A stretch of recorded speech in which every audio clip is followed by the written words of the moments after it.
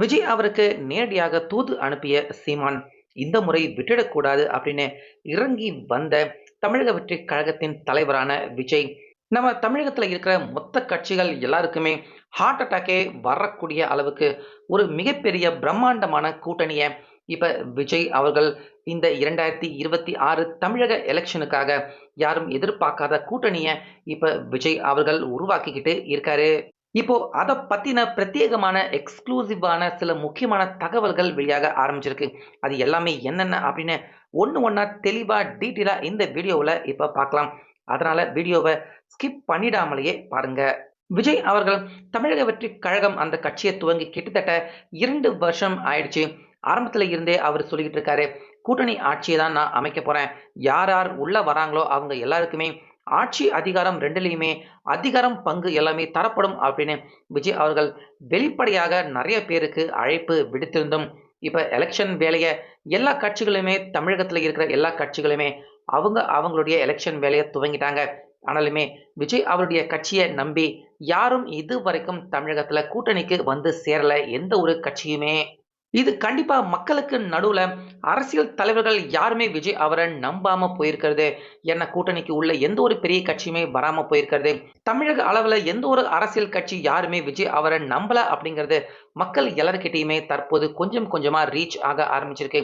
அப்படி அரசியல் தலைவர்கள் யாருமே விஜய் அவரை நம்பல அப்படின்னா மக்கள் எல்லாருமே கூட விஜய் அவரை எப்படி நம்புவாங்க அப்படிங்கிற ஒரு மிகப்பெரிய கேள்விக்குறியே இப்ப விஜய் அவர் மேல எழ ஆரம்பிச்சிருக்கு.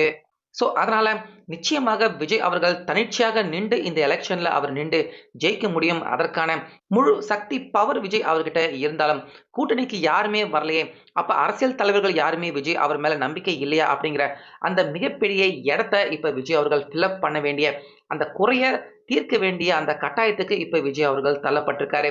அந்த உண்மையையும் இப்ப விஜய் அவர்கள் புரிஞ்சுக்க ஆரம்பிச்சிருக்காரு. அதனால இப்ப விஜய் அவர்கள் யாருமே எதிர்பார்க்காத ஒரு முக்கியமான முடிவ அவரு எடுத்திருக்காரு. இந்த 2026 எலக்ஷன் களத்துக்காக. அதாவது நம்ம எல்லாருக்குமே தெரியும் விஜய் அவர்கள் ஆரம்பத்துல அவரு கட்சி துவங்குறப்ப, விஜய் அவருக்கு நெறைய அட்வைஸ், நெறைய விஷயங்கள அரசியல பொறுத்தவரைக்கும் எடுத்து சொன்ன ஒரு நபர் யாரு அப்படின்னு கேட்டீங்கன்னா, சீமான் அவர்கள் தான்.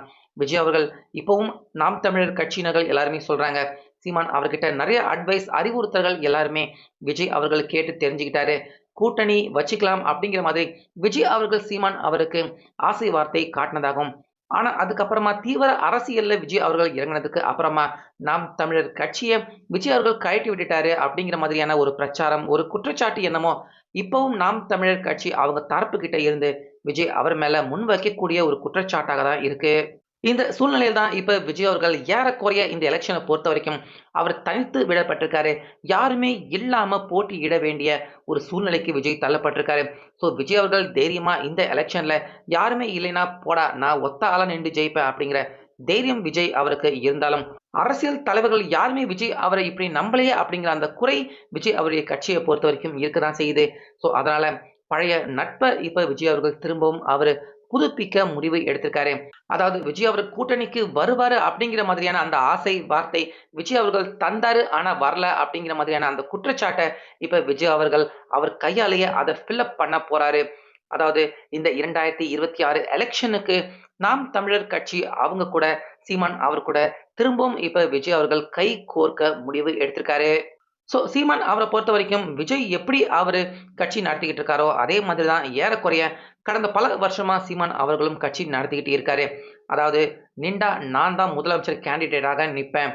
என் கூட யார் வேணாலும் வந்து கூட்டணிக்கு உள்ள சேர்ந்துக்கலாம். ஆனா முதலமைச்சர் வேட்பாளர் நான் தான் அப்படின்னு விஜய் அவர்கள் இப்ப என்ன சொல்லிக்கிட்டு இருக்காரோ அதே தான் கடந்த பல வருஷமாக நாம் தமிழர் கட்சியின் தலைவரான சீமான் அவர்கள் தொடர்ந்து சொல்லிக்கிட்டு இருக்காரு. அதனால இப்ப நாம் தமிழர் கட்சி அதேபோல இந்த பக்கம் தமிழக வெற்றிக் கழகம் விஜய் இவங்க 2 பேருமே இப்ப இந்த 2026 எலக்ஷனுக்கான அந்த கூட்டணிய ஏற்படுத்த போறாங்க அப்படிங்கிற தகவல்கள் இப்ப வெளியாகிட்டு இருக்கு. அதாவது இறங்கி வந்த சீமான் அதுக்கப்புறமா விட்டு கொடுத்து இப்ப பேச்சுவார்த்தையை திரும்பவும் துவங்கியிருக்க விஜய் அவர்கள். அதாவது சீமான் அவர்களும் இதுவரைக்கும் கிட்டத்தட்ட 2, 3 எலக்ஷன்ல தனிச்சையாகவே அவங்க போட்டியிட்டுட்டாங்க.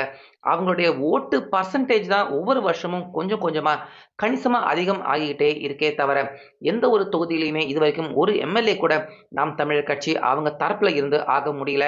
இப்படி இருக்க விஜய் அதேபோல நாம் தமிழர் தலைவரான சீமான் 2 பேருக்குமே அரசியல் ரீதியான இந்த பிரச்சனை வரத்துக்கு முன்னாடி 2 பேருமே நல்ல நண்பர்களாக இருந்திருக்காங்க. 2 பேருக்கும் இடையே நெறைய பேச்சுவார்த்தை, நெறைய புரிதல் இருந்திருக்கு. விஜய் அவர்கள் அரசியல் கட்சிய துவங்கறதுக்கு முன்னாடி 2 பேருக்குமே ஒரு நல்ல அண்டர்ஸ்டாண்டிங், பாண்டிங் ஏற்கனவே பல வருஷமாக இருந்திருக்கு. ஆனா இப்ப விஜய் அவர்கள் தமிழக வெற்றி கழகத்த துவங்குனதுக்கு அப்புறமாக தான் கட்சி உடன்பாடு, 2 பேருமே கூட்டணி இந்த மாதிரியான பேச்சுவார்த்தை நடந்திருக்கு. ஆனா அதுக்கப்புறமா விஜய் அவர்கள் அதுக்கு பிடி குடுக்காம போயிட்டாரு கட்சி துவங்குனதுக்கு அப்புறமா. ஆனா இப்ப விஜய் அவர்கள் அவர் இருக்கிற இந்த மனநிலைமை, அவர் இருக்கிற இந்த நிலைமைக்கு கண்டிப்பாக ஒரு மிகப்பெரிய பலமான கூட்டணி தேவை அப்படிங்கிறத விஜய் அவர்கள் புரிஞ்சுகிட்டு இருக்கிறதால, இப்ப யாருமே இல்ல. ஏன்னா காங்கிரஸ நம்பி பார்த்தாங்க. ஆனா அவங்க வரல.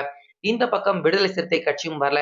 இந்த பக்கம் என்டிஏ கூட்டணியில டிடிவி தினகரன், பன்னீர்செல்வம் இப்படி எல்லாருமே வரப்போறாங்க, வரப்போறாங்க அப்படின்னு விஜய் அவர்கள் எதிர்பார்த்தது ஏமாந்து தான் மிச்சம்.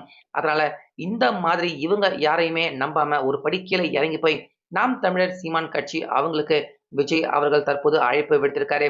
2 பேருக்கும் இடையே நிர்வாகிகள் தரப்புல அதாவது அண்டர் கிரவுண்ட்ல விஜய் அவருடைய தரப்பு, அதேபோல நாம் தமிழர் கட்சியின் சீமான் இவங்க 2 பேருடைய தரப்பு தற்போது பேச்சுவார்த்தை நடத்திக்கிட்டு இருக்காங்க.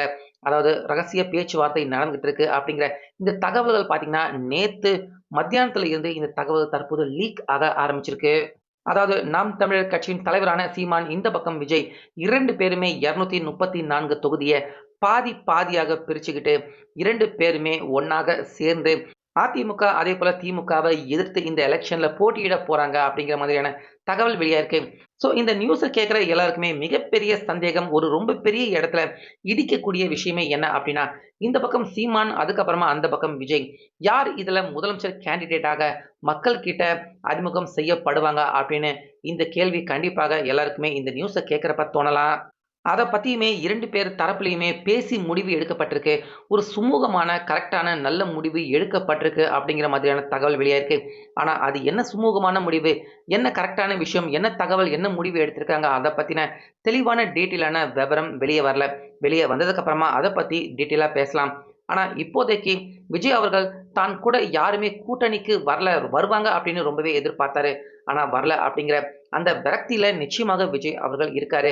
மிகப்பெரிய ஏமாற்றத்துடன் தான் விஜய் அவர்கள் இருக்காரு. கூட்டணிக்கு யாருமே வரல அப்படின்னதுமே. இதனால ஏற்கனவே அரசியல் கட்சி துவங்குனப்ப சீமான் அவருக்கும், விஜய் அவருக்கும் நல்ல அண்டர்ஸ்டாண்டிங் இருந்துச்சு. அதுக்கப்புறமா தான் அந்த கூட்டணி, அந்த நட்பு தொடர முடியாம போயிடுச்சு. இதனால இப்ப அந்த பழைய நட்ப திரும்பவும் விஜய் அவர்கள் புதுப்பிக்க முயற்சி எடுத்திருக்காரு. அதற்கான பேச்சுவார்த்தை நடந்துட்டு இருக்கு. நாம் தமிழர் கட்சி அவங்களும் இதுவரைக்கும் கண்ட எல்லா எலக்ஷன்களிலுமே தனிச்சையாக நின்று போட்டியிட்டாங்க. ஜெயிக்க முடியல அப்படின்னாலுமே, தனிச்சையாக கூட்டணி இல்லாம தொடர்ந்து போட்டியிட்டுக்கிட்டே இருக்கிற ஒரு கட்சி அப்படிங்கிற மிகப்பெரிய அந்தஸ்து, பெருமை நாம் தமிழர் கட்சிக்கு இருக்கு. ஆனாலுமே இந்த முறை அந்த ஸ்டாட்டிக்ஸ் வேண்டாம். விஜய் அவர் புதுசா வந்திருக்காரு. அவர் கூட கூட்டணியை ஏற்படுத்திக்கலாம். ஏற்கனவே பேசி வச்ச முடிவு தான் இது. அதனால கூட்டணியை ஏற்படுத்திக்கலாம் அப்படிங்கிற அந்த முடிவுல தான் நாம் தமிழர் கட்சி அவங்களுடைய தரப்பும் இருக்கிறதா தகவல் வெளியாகிட்டு இருக்கு.